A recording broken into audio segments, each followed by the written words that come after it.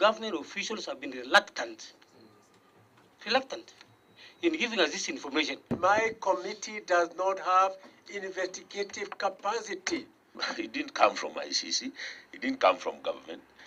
It came from a member of parliament who should know where it came from really. For the messages, they must appear before this committee. There will be no shortcut. For the last 1 month, Kenyans have been treated to near spectacles during parliamentary committee grillings, where House committees probing into various issues of national importance have witnessed exchanges between MPs and members of the executive, the latest ones being the grilling over the UK dossier on ICC, the tender awarded to money printing firm De La Rue, and the cancellation of KCSE results. Whereas we are talking about Dr. Sharma, this is a warning. Don't try and imagine evidence. And with the executive now feeling the heat from MPs, it has now moved to fend off these confrontations and deflect the barbs. A number of times we are not able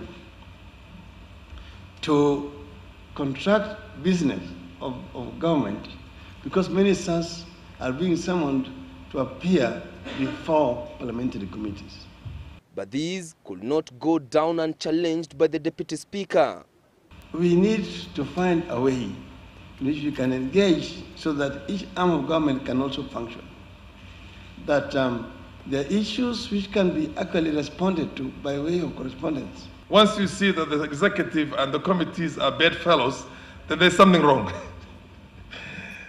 So, Right Honorable Prime Minister, you will have your time to do your pieces of legislations, but at the same time, we will keep you on your feet. It is serious because Parliament blames government for not bringing bills to the House. Under the Powers and the Privileges Act, and in those summoning powers, we can summon anybody and everybody. Odinga, who was officially opening a 2-day conference for MPs to reflect on institutional change and the future of Parliament, argued that Parliament should not be seen as controlling the executive or being a stumbling block in its efforts to function effectively.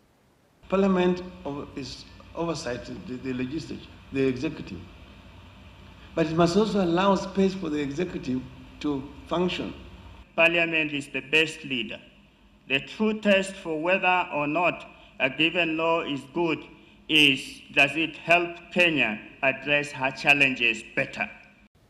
The departmental committees have now become vibrant thanks to the new constitution and the revised standing orders that give the committees powers to operate as a full legislative arm of government. With parliamentarians remaining adamant not to change their rules to suit the executive, the challenge now is on the government side to put their house in order and come up with a timetable on how they'll be generating the bills.